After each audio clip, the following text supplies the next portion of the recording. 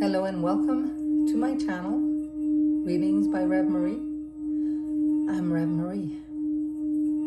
Hope everyone is having a wonderful morning and will have a wonderful day. Today's chosen deck is the Rose Oracle. I'm doing this sing bowl a little longer because I really need it this morning. I haven't had my full cup of coffee yet. Okay. Oh, and I'm a little late this morning. I did sleep a little bit in, although my cat wanted me up. My body wanted to rest. Perfect. All right. Enough of that. Today, the very first card, you have a turquoise crystal. The middle card, crystal is a chrysocolla. And the third is a lapis lazuli. I've picked all kind of bluish tones today. They just wanted to come and visit. So, which crystal are you drawn to? Which card? 1, 2 is the middle, or 3? Which are you being called to look at today? And also keep in mind, maybe all 3 will be meant for you, or parts of it. All right, let's go with the very first card. What is the first card? Oh, beautiful roses. Sunny. The sun. Joy, enjoyment, life force, success, vitality, play. Certainly sounds like spring and summer, right? We can't wait to have more of that sunshine. So in the summer, when the sun's at its highest path in the sky, the rose is at its fullest. Her fragrance is sweet, and the fruit is still to come. And this oracle, the sun represents life force energy, vitality, confidence, success, positivity, delight, and the sheer joy of life. After it's left the fertile darkness of the soil, the future rose begins reaching towards the light of the sun, which then plays its part in nourishing the rose as it reaches for its potential bloom, and it does so for us too. One of the life's greatest blessings is to feel the warmth of the sun on our face. That's so wonderful. To drink in the gold nectar of what life has for us, and to take a moment to bask in being alive. This is your invitation to relish your aliveness, to embrace your joyfulness, to enjoy the simple things in life, to make time to play, to be grateful for your body, to acknowledge the wondrous life force energy that's woven through all of life, and to remember that your soul had a dream and your life is it. This is a wondrous card that heralds a time of playfulness, enjoyment, and bliss. The sun can also represent the inner child and be an invitation to have some fun. So if you've been all work and no play lately, this is definitely a calling and a validation there. Pardon me. If your inner child is longing to run free, well, what can you do to enjoy the simple things in life? So when we allow ourselves the space to play, problems that were once unsolvable, we find solutions. It's like we need a break from mundane things, and then, oh, okay, now we can see a little clearer. So this is a card that reminds you, have some play, balance in your life, and you can probably enjoy life a lot more if you just, step back a little bit. All work and no play, not fun, right? You've heard that over and over. The second card, the middle card, is held.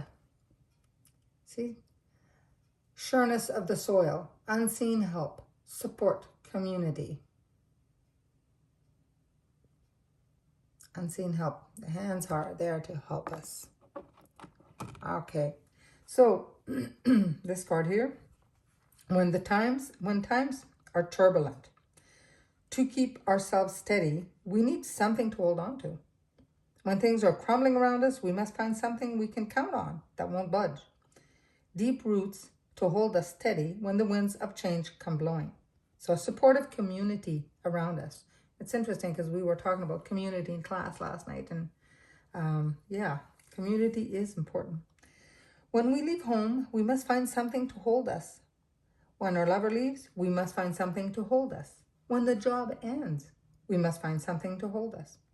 When our parents pass away, we must find something to hold us. When we think there's nothing holding us, it's an invitation to find new supportive ground. This is where we can discover the sureness of the soil, the holding of the roots, and reach out to our community for extra holding. We were never meant to grow on this earth alone. Sometimes life rips from us what we cling to the most, or perhaps we cling to it for we can feel the cycle of change coming. Yet, in the darkness of our longest, darkest night, we discover that it's in the empty spaces that we can be reached and held the most. It's in these that we discover a holding that we didn't know before. And we discover that what we thought was a tomb is actually a womb. You're being called to trust that the Great Mother has got you, to trust in the sureness of our soil, to trust the process of what's unfolding, and that you're not going through this alone. So how can you call more support in your life? Right? What's holding you right now? I always say, call on the angels for help. You can even ask your guardian angel or any angel that you call, whether it's Archangel Michael, Raphael, Uriel, Gabriel. You ask them, surround me with your wings. And you might feel that warmth, because if you ask enough, there is a change, that energy you might not see with your eyes, but you will feel something kind of warm around you. Try it. Let me know in the comments. It does work. The third card. It is the Anointed. Answer the call. Leadership, empowerment, soul gifts. Beautiful card. And that's the lapis lazuli here. Pardon me. So the rose oil itself has been used to anoint initiates through the ages. Royalty too. This card is here to herald you into an even more powerful expression of what you came here to do and to be. It's calling you to step forth into your inner kingdom, to answer the greatest call of your soul and face your true north. So when we talk about true north, if you are into a little bit of astrology, we have our sun sign or moon sign, we have our north and our south. And this, look into it. You could, if you know the time you were born, you can look that up. There's, I think, astrology.com. There's a free site where you put your date of birth. And if you know the time, put the time. If you do not know the time, just put noon. The planets around noontime doesn't change a whole lot. You'll get a glimpse of what your north is, and that's what it's calling you to do here, is to answer the greatest call of your soul and face your true north. That's the purpose you were here to face and do. To seed even more of what you came here to share, to acknowledge your arrival as an initiate of your life, to shed the external noise that may have been stopping you from being all that you already are, to realize that you've been training for this all for a long time, probably most of your life, depending on your age, perhaps even lifetimes. So the path of your soul chose to walk, the path your soul chose to walk is one that few have the courage to walk. And you came here for this. You're being led through this. Your soul is ancient. And with every step you've taken, everybody you've been planted in, you've gathered a kaleidoscope of gifts that are ready to be shown and shared.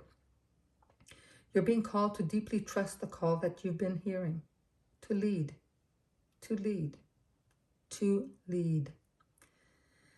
The path you're here to pave has not been walked the way you'll walk it. And as with all ancient initiates, healers, visionaries, creatives, and leaders, you're just one magnificent thread in the tapestry of life. So go on your way, trust the road that beckons you forth, and always be led from within. You can ask your soul, I am being called? to step forward and lead. Okay, what's my next step? Always ask for help. Hope you enjoyed this reading. It's a little long today, but I hope you enjoyed it. If you did, please hit the like button. Please share. Someone you know, I'm sure, would benefit from these messages. I thank you so much for watching. Blessings to all. Have a wonderful day.